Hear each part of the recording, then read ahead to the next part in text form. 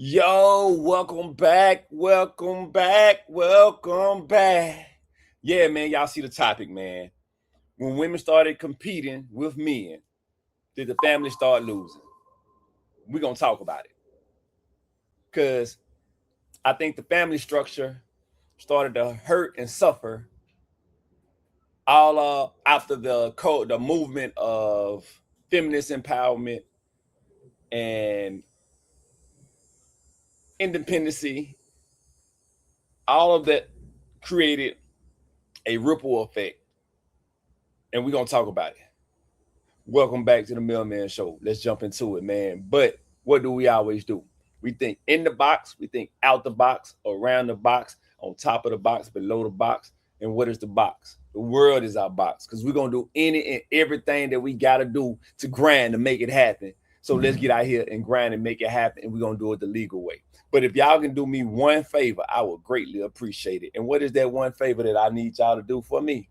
This is that one favor I need y'all to do. I hope that you're enjoying the podcast. I just ask one thing. Could you like, subscribe, and follow? Tell a friend. Leave a comment. I'm trying to grow this channel, and I want to grow it with you. Now, let's get back to this entertaining content. And welcome right back, man. We ready to get straight to it. So let's jump into it. We ain't even going to hold no time. I see a lot of videos online where you see women talking about they have a house and they didn't win and accomplish these nice goals. They got this nice car. They have a decent job.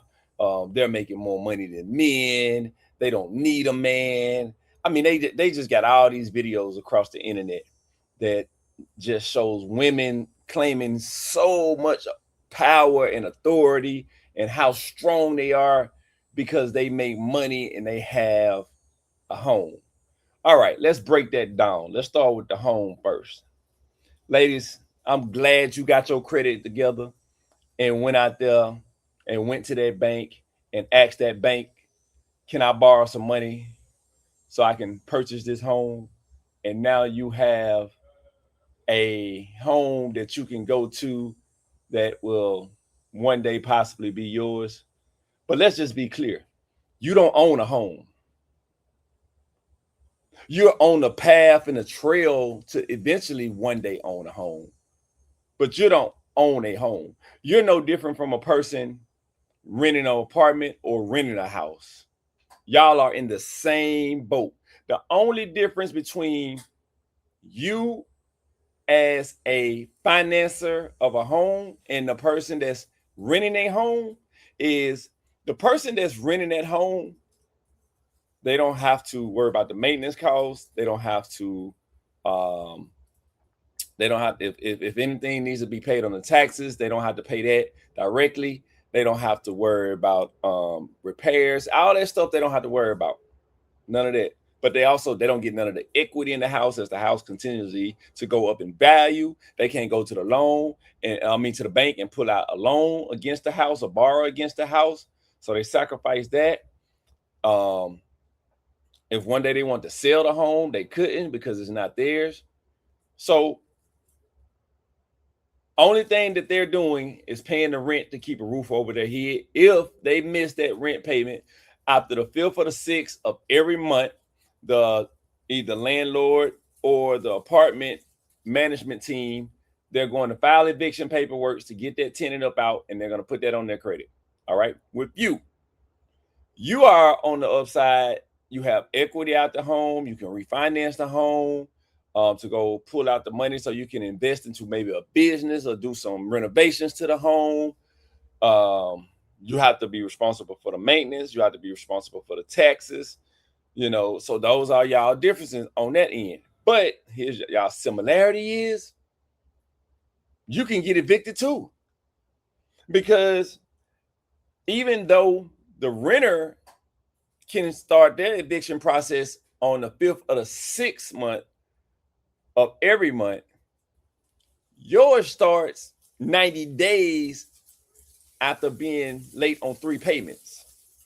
You just have an extended range of when you can be evicted versus this person has a short range of when they can be evicted. You don't own at home. if you are financing it and you're paying a monthly mortgage. I don't care if your monthly mortgage is $2,500, $3,500, whatever. You're paying a monthly mortgage. The person that owns that deed to that home is the bank. They're the ones that own that home. They're the ones that can take that home, repossess that home if you miss too many payments. So when you try to flex and brag about because you a woman that then acquired something that you were supposed to acquire, and from a child you grow up and go to school, get an education, and you are supposed to go out in the world and acquire you the things that an adult would acquire, meaning having reliable transportation, a roof over your head, food in your body, clothes in your back, a healthy lifestyle. These are things that adults do. I'm trying to understand, do you want to be a child forever? When did you not understand that, hey, that's the reason why your mother and father raised you, if you had a mother and father, raised you to become an adult so you can do these things that all of a sudden you're bragging about now that you're doing. I'm trying to understand, when did they start giving out participation trophies for being an adult? Oh, let me give you a trophy for being an adult. Just like the next person and the next person and the next person that's supposed to do. That is what you're supposed to do. So when you try to brag about, oh, you got this house, come back when you had a deed in your hand and brag about it. When the deed is in your hand and only thing that you have to pay is the property taxes on that home, come back and then you can brag. And here's the thing, even with property taxes, if you don't know that, in America, with the property taxes, if you miss them out, I think you have 3 years and they can foreclose on the home. So really, do we own anything? That's the key question. So when you try to flex about, oh, I can pay all these bills on my own, I don't need a man, I don't need this man to do this, I don't need a man to do that, I don't need a man for XYZ, you sound ridiculous. I'm just telling you now, you sound very, very ridiculous. Because we are not just for paychecks. Stop reducing men down to just money. The same way that you don't like to be reduced down to just sex, don't reduce us to only a paycheck. We have a lot of value, and it's way bigger and beyond a simple paycheck. See, that's why the title said, did the family start losing? If you go back to the 60s and 70s and maybe 50s, 60s, 70s, look at how many more black families owned homes coming up into those years. Actually had a house that was theirs, that was paid off to pass down to the kids and to the grandkids.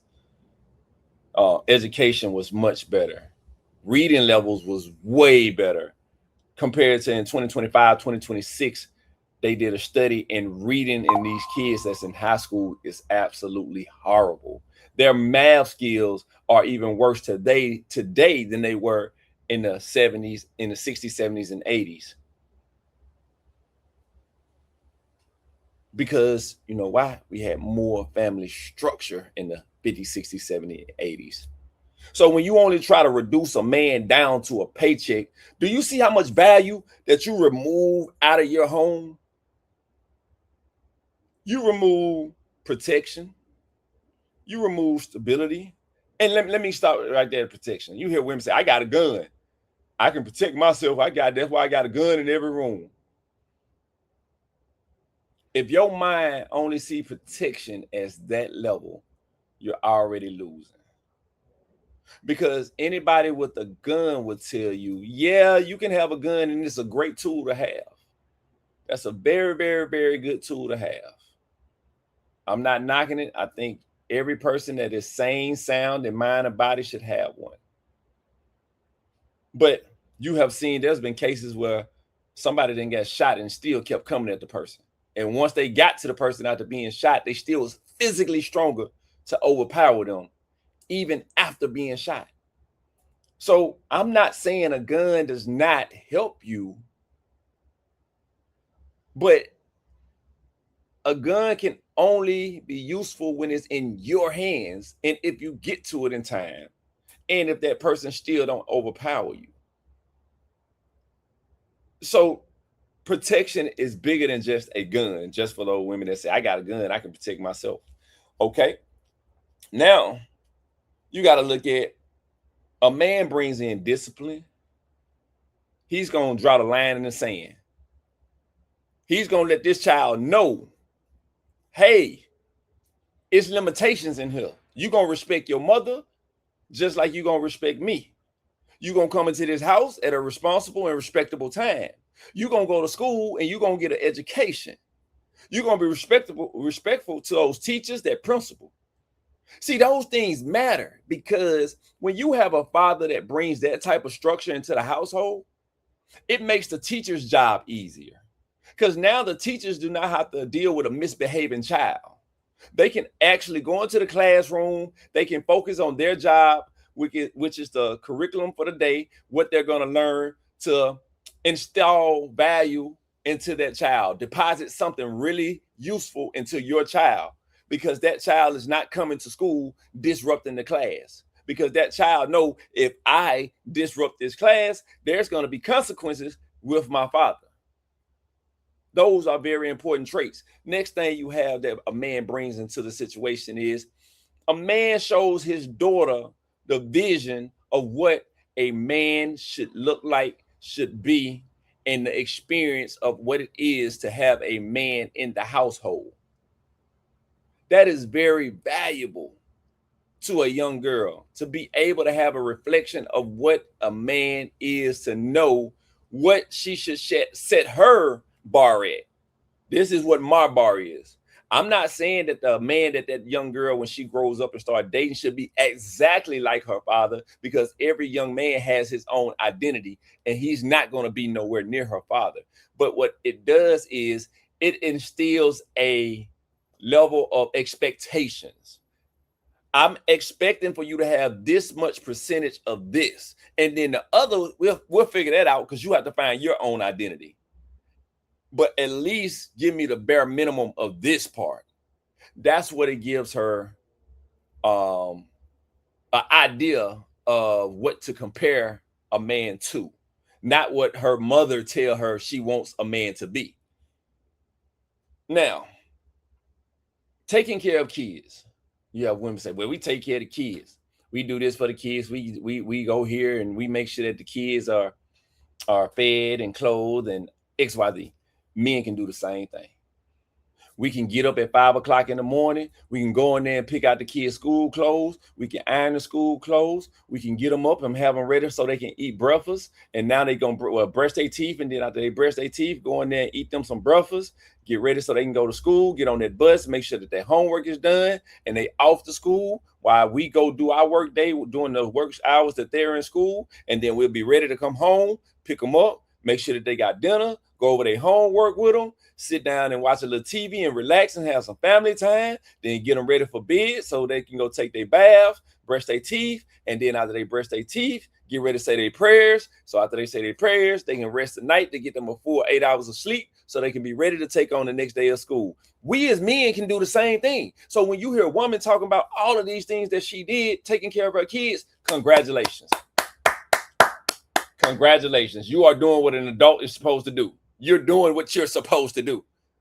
I'm supposed to give you congratulations for doing what you are supposed to do, because those children did not ask to be brought into this world. So be that if you go have kids with a deadbeat father, which we know they're out there too, just like we know deadbeat mothers are out there. It's part of society. It's part of life. It's been going on before any of us in this country in the last 50 years, 60 years was here. We had bad mothers and bad fathers. It's not nothing new.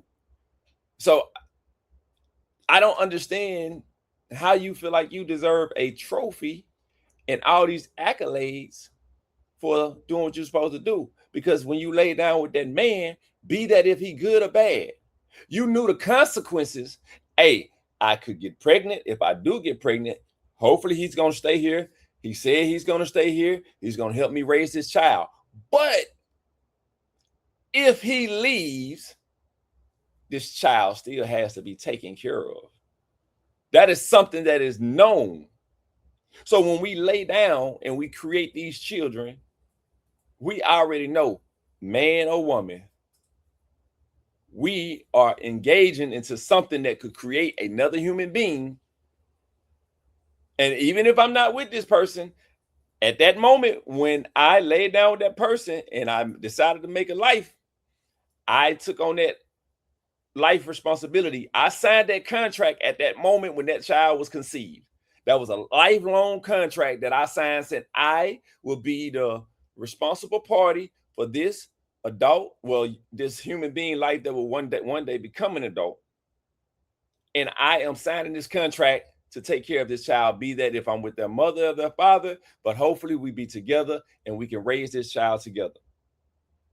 That's what we all sign when we take those chances and we lay down and we have intercourse and we create that life. So don't expect a pat on the back, because if you made a bad decision and had a baby with a man that didn't prove himself that he was going to be worthy enough to help you take care of that child, that's your decision. Live with it. Move forward, move on, keep going, do better, learn from it. That's it. Men, stop making babies with women that ain't good women.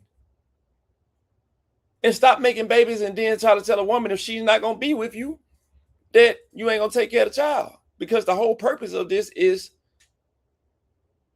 fixing the family structure. That's what the purpose of this is. It's not to bash women. Not at all to bash women. It is about fixing the family structure so we can have a better future of productive children. That's the whole purpose of what I'm speaking about. But I'm saying this to women because you hear more women that always scream out, I don't need a man. I don't need a man. I tell my daughters all the time, you need a man. Yes, you do. You need a man. I don't want to hear you talking about, I don't need a man. Yes, you do. I don't care how good of a job you have, baby.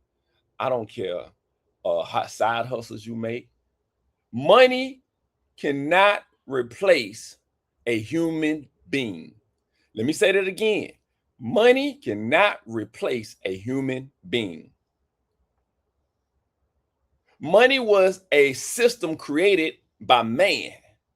So before money was ever created, it was the human being that was making it happen together. But they marketed money so good and made you feel like it can replace another human, and it cannot. That is an absolutely false narrative. But a lot of women run with it. They run with it. And they think that, oh, I can do this on my own. I got the money. I can take care of the child. The child needs so much more than just money. You have to be able to provide a stable lifestyle that is conducive and great to the child to be able to prosper and grow in life. That is very important.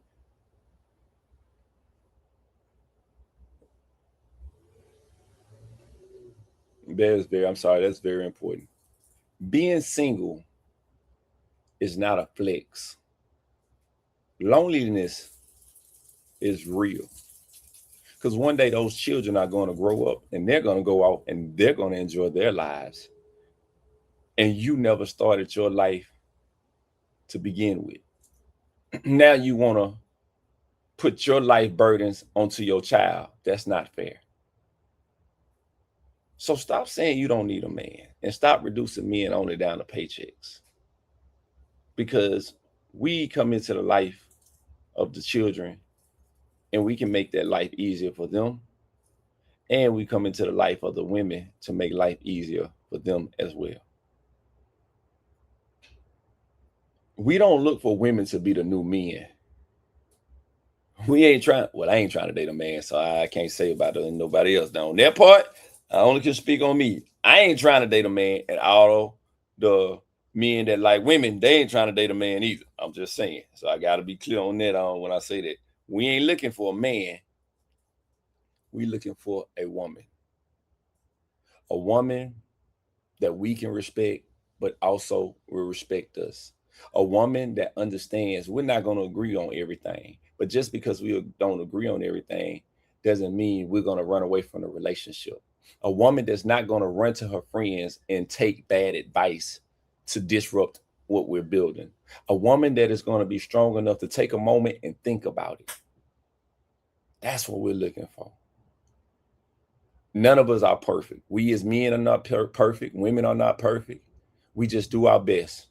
And we feel our way through life to make the best things happen for us in life. That's what our job is, to learn, grow, and prosper. Nobody's going to come into something and be perfect. And even if they come into the job and be perfect, it's still possible for them to make a mistake. Understand and know that. As long as you can accept that, you're able to grow with a partner. As long as you're open to understand when two people get together, it's not just about how one person feels. It's about how the other person feels too. So now we got to figure out, how do we balance this to where both parties are somewhat feeling like the relationship is equal? How do we bring a solid balance to that? That's what you come through with your partners. But people don't want to do that no more. People want to say, this is how I feel, this is what I want, and this is how it should be. This is me, me, me, me, me. Well, what happened to us, we? What happened to that? Because that's what's building this foundation. And when you plant an I mentality, you're also planting that I mentality into your child. And then you're going to put that into them, and they're going to see that growing up, and they're going to adapt to those behaviors. And then that's when you have even the little kids that grow up and take on that same mentality that their single mother was living by, because they never got a chance to experience another version of life besides the version that their mother kept drilling into their head from birth all the way up until they 19, 20 years old. It's hard to get it out their head now. It's hard to change that person. Not saying change cannot happen, but how many more years would they have to lose to get that change? So if they've been used to something up until they was 20, and now they got to change, that change is not going to be overnight. It could take them to they 26, 27 before they really start to feel the implements of the change. So then they done lost another 7 years of their life. So they 27 years in the hole before they finally start to work their way out. When that didn't even have to be that way if it had been caught at the very beginning. 1, 2, 3, 4, 5, and so forth on. Creating that solid foundation of a safe household. Now, I'm going to end it with this. Humble yourself. This is not about a man versus woman type situation, because we as men know that we need women. We know it. And we ain't ashamed to say it. I ain't ashamed to say it. I need a woman. I like having a woman next to me. I like having a partner that I can watch Netflix with. I like having a partner that I can go to the movies with. I like having a partner that we can go ride ATVs with. I like having a partner that I can go out there and ride jet skis with. I like having a partner that I can go on a cruise and do the two-step with. You know, I like having a partner that I can come home and take out to dinner. I like having a partner that'll cook for me. I like having a partner that'll tell me, baby, let's save money here so we can be able to do this. I don't mind sacrificing this so we can have a brighter future a brighter future later on down the line. I like having a woman that I can just go into a store and see something that made me think of her and just come in and say, "Here you go, baby, that's for you." What is not my birthday? It's not our anniversary. It don't matter. I want to give you this now to show you I love you now. I'm not waiting till a birthday or anniversary show up. Because what if I don't make it to the next anniversary? What if I don't make it to the next birthday? I need you to know that while we're together today, this second, this moment, I love you. I need you to know that you mean something to me right now. Not wait 3 months to our anniversary. So When we as men talk about we need a woman, we need a woman. And it's not just down to sex. Yes, we want sex. Who don't? Women want sex too. That ain't like it's something new. Like, oh, it just started that they want sex now. Women want it too. But a real man understands the value of a woman is way bigger than just sex. Just like a real woman understands the value of a man is way bigger than a paycheck. That is when you would start to see two adults that can come together and coexist and then know how to take that same energy and apply it into the household. Then you start to see the children have standards. The children start to think. And when they grow up, it's not saying they might not have attitude about something, but then they're gonna say, you know what? Maybe I need to let me think about this. Let me call my mama, get her opinion. Let me call my daddy, get his opinion. Okay, now let me put my opinion in this. And I'm gonna create what I think works. I'm gonna take the best of this, and the best of this, and the best of what I see, and we're gonna make this work. And then I'm gonna go talk to my partner about it, and we're gonna figure out how to make this work. You're teaching them communication skills, how to coexist with a person. That's very, very important. So I say this again. Stop reducing men down to just money. The same way you do not want men to reduce you down to just sex. Build a stable foundation with your partner so you can create productive children that will be able to create the next society and the next society and the next society.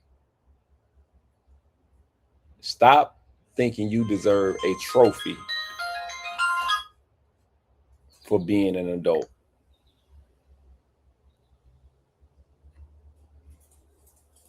We up out here.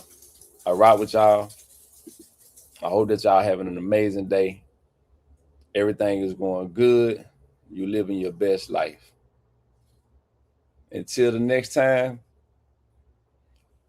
always continue to think in the box, outside the box, under the box, above the box, and around the box. Because what is the box? The world is our box. And we are going to do any and everything that we can to be successful and achieve greatness. We up out of here. I love y'all. Keep pushing forward.